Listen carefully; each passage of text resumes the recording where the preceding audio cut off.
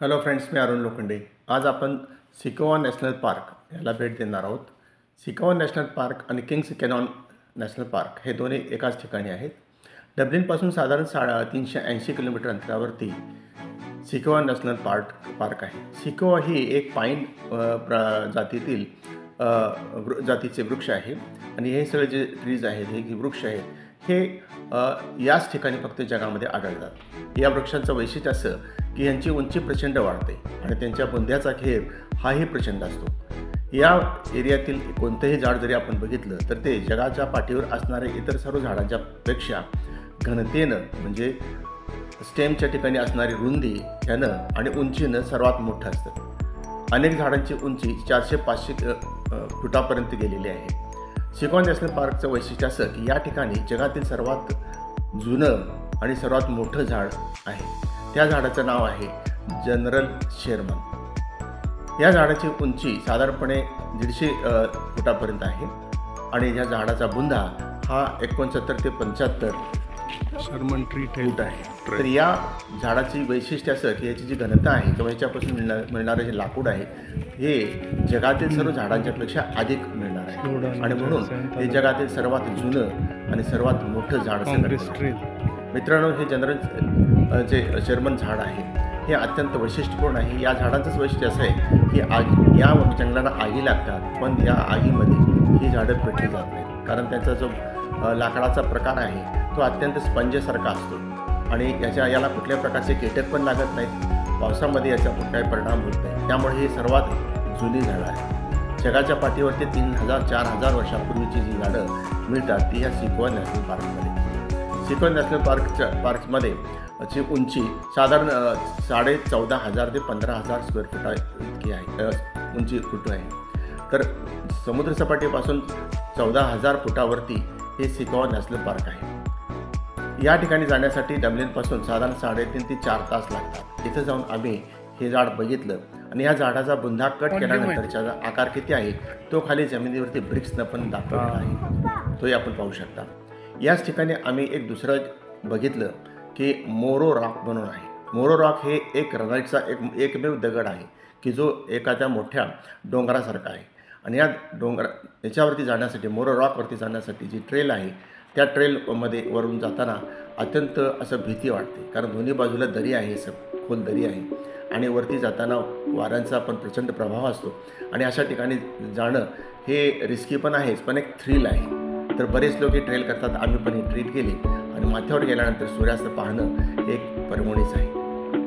इतर वेळेला आपण समुद्रावरती सूर्य बुडताना पाहतो समुद्राच्या सपाटीला, पण या ठिकाणी डोंगर माथ्यावरती जो एका क्षितिजावरती सूर्य मावळतो आणि तो पाहणं एक नयनरम्य असं पर्वणी आहे.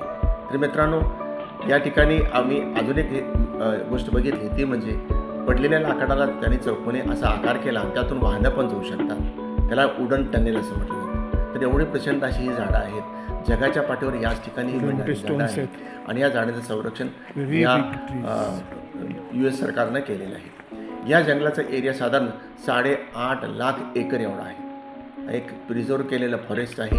शेवटपर्यंत आपल्याला गावचे रस्ते आहेत, पार्किंगची सुविधा सुंदर आहे, जे हॉटेल आहे त्या ठिकाणी तर अशी आहे की प्रवाशांना राहण्याची सुविधा आहे, शिवाय त्यांना शॉवरची सुविधा पण दिलेली आहे आणि आपलं कपडे वॉश करण्यासाठी लॉन्ड्री रूम म्हणजे वॉशिंग मशीन्स पण मोठे दिले. तर ह्या एक चांगला प्रवास आमचा झाला. तर त्याचा व्हिडिओ या ठिकाणी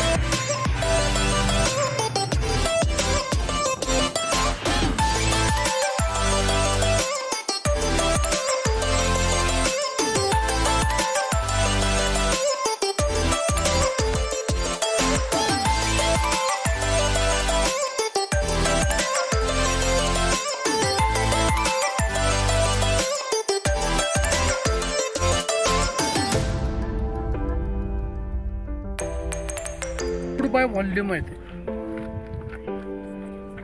आता